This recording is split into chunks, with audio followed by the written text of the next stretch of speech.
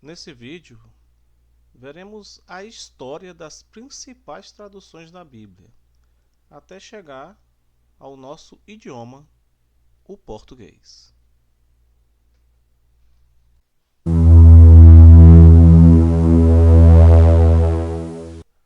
A Bíblia, como nós a conhecemos, é o resultado da reunião de um conjunto de vários livros produzidos por um período de cerca de 1600 anos. E ela é comumente dividida em duas partes: o Antigo Testamento, que vai de Gênesis a Malaquias. Aqui nós não colocamos os livros apócrifos. Então, essa parte é conhecida como Antigo Testamento, ou escrituras hebraicas e aramaicas. O chamado Antigo Testamento, a maior parte dele foi escrita em hebraico e algumas partes em aramaico.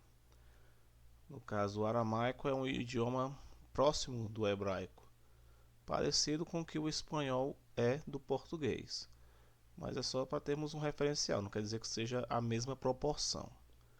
Eles têm algumas diferenças maiores do que o espanhol tem para o português, mas conseguimos assim entender o paralelo que há entre o hebraico e o aramaico. E a segunda parte, que é o Novo Testamento, que vai de Mateus a Apocalipse. Essa parte da Bíblia também é conhecida como escrituras gregas, porque foi escrito em grego. Mas para nós entendermos a história das traduções da Bíblia, nós temos que entender um pouco também da história do povo de Israel, ou do Israel antigo. Essa história anda em paralelo. Na virada entre os séculos 7 e 6 a.C., Babilônia, ela se tornou um império. Eles por fim acabaram com o reino de Judá e destruíram sua capital, a cidade de Jerusalém, e também o templo que foi construído por Salomão. A maioria do povo foi levada então cativa para Babilônia. Uma pequena parte que ficou se revoltou contra as autoridades babilônicas que ficaram em Jerusalém, e então eles fugiram para o Egito, formando assim uma comunidade judaica no Egito. Aí nós vimos essas duas setas, né? Uma apontando para a Babilônia, outra apontando para o Egito. Mas então o Império Babilônio ele foi derrotado pelo Império Persa ou pelo Império Medo-Persa. Ele conquistou Babilônia e esse império foi usado por Deus para libertar os judeus do cativeiro e permitir que eles retornassem então para reconstruir Jerusalém no seu tempo. Esses judeus, quando eles retornaram de Babilônia, eles adotaram as letras aramaicas para escrever o hebraico. Então, houve essa pequena mudança na escrita, não no idioma. Então eles voltaram então de Babilônia para reconstruir Jerusalém. Aí nós vemos o exemplo à esquerda do hebraico antigo ou paleo-hebraico. Aí é a passagem de Gênesis 1:1. A mesma passagem escrita agora com os caracteres aramaicos, também chamados de caracteres quadráticos. Mas então é importante entender que o idioma continuou o mesmo. Eles só usaram outros caracteres para escrever o que eles já falavam normalmente no seu idioma, como um equivalente. Seria parecido com nós que usamos o alfabeto latino, passássemos a usar o alfabeto grego para representar as letras do nosso alfabeto em português. Nós íamos mudar as letras, mas a pronúncia ia continuar a mesma.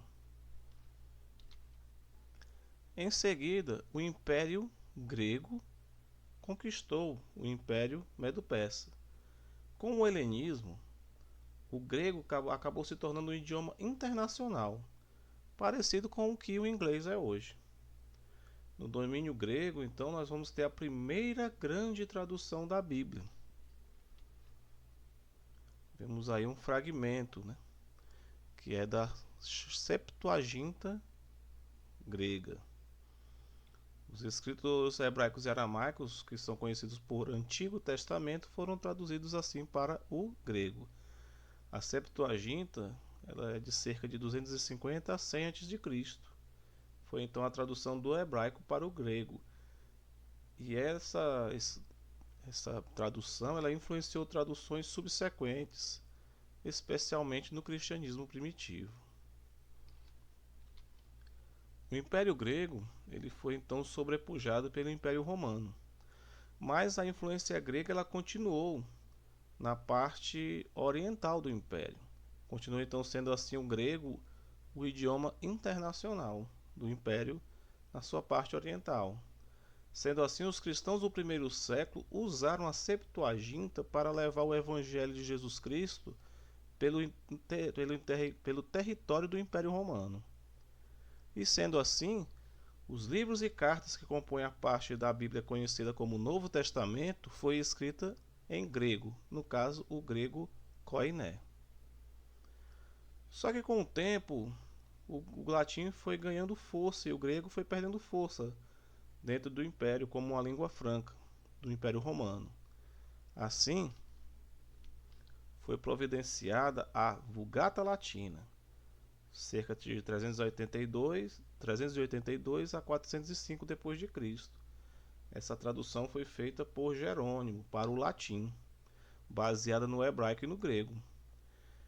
Essa tradução ela foi o texto oficial da Igreja Católica por séculos e é a base de muitas traduções para idiomas europeus, incluindo o português. Já em cerca de 1382, nós temos aqui um exemplo da Bíblia de Wycliffe. Foi a primeira tradução completa da Bíblia para o inglês médio, que foi baseado na Vulgata Latina.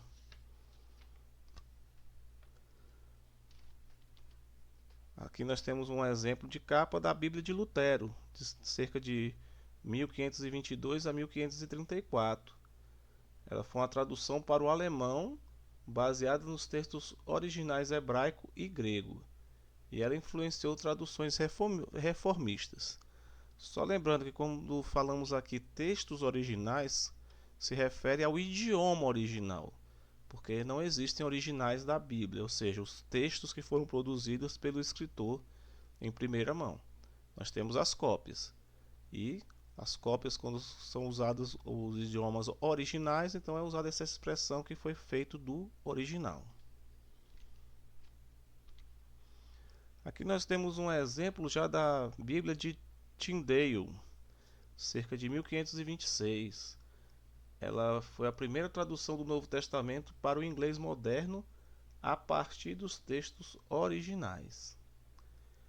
Em português, cerca de 1300, temos a Bíblia de Diniz, que ela foi uma tradução parcial de partes da Bíblia, especialmente os Salmos, para o português arcaico. Essa tradução foi baseada na Vulgata. Também nós temos a tradução de João Ferreira Azevedo, de cerca de 1640. Foi o primeiro esforço mais abrangente de tradução das Escrituras para o português por um missionário protestante, só que ela não foi amplamente difundida. Aí nós vemos um exemplo de capa da Bíblia a tradução de João Ferreira de Almeida, cerca de 1681 e 1753. Almeida, ele foi um missionário reformado. Ele traduziu o Novo Testamento em 1681. Só que ele não completou a sua tradução. Ela foi publicada postumamente em 1753. Mas ele traduziu a maior parte da Bíblia.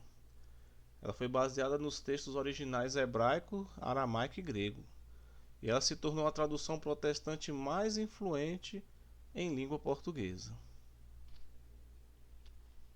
Agora nós temos aqui uma lista de outras traduções para o português. Aqui nós vamos ter a Bíblia de Figueiredo, que de 1783. Ela foi uma tradução católica feita por Antônio Pereira de Figueiredo. Foi baseada na Vulgata, visando atender a Igreja Católica em português. Aí temos traduções modernas da João Ferreira de Almeida. Temos a Revista Corrigida, de 1898, e a Revista Atualizada, de 1959. Temos também a nova versão internacional, de 1984. Ela já foi feita uma tradução para o português moderno, baseado nos textos originais e voltada para maior acessibilidade, porque para quem já usou a Bíblia João Ferreira de Almeida, mesmo a revista atualizada, ela vai ter muitas expressões do português da época que já não são tão compreendidas hoje. Tem também a tradução do Novo Mundo, que ela começou em 1963 e a última revisão de 2015. É uma tradução feita pelas Testemunhas de Jeová para o português, diretamente dos textos originais. Também a Bíblia Viva, de 1981, que é uma paráfrase voltada para uma linguagem simples e acessível. Também a Nova Almeida Atualizada, de 2017, uma atualização moderna do texto de João Ferreira de Almeida, visando maior precisão e fluidez. Depois nós podemos até fazer uns vídeos mais específicos sobre algumas dessas traduções. Então nós vimos nesse vídeo o longo caminho que a Bíblia percorreu em suas traduções até chegar no nosso idioma, o português moderno. Então devemos ser gratos a Deus que nos permitiu termos esse presente, que é a sua palavra inspirada, e ela tenha chegado até os nossos dias e em nosso idioma.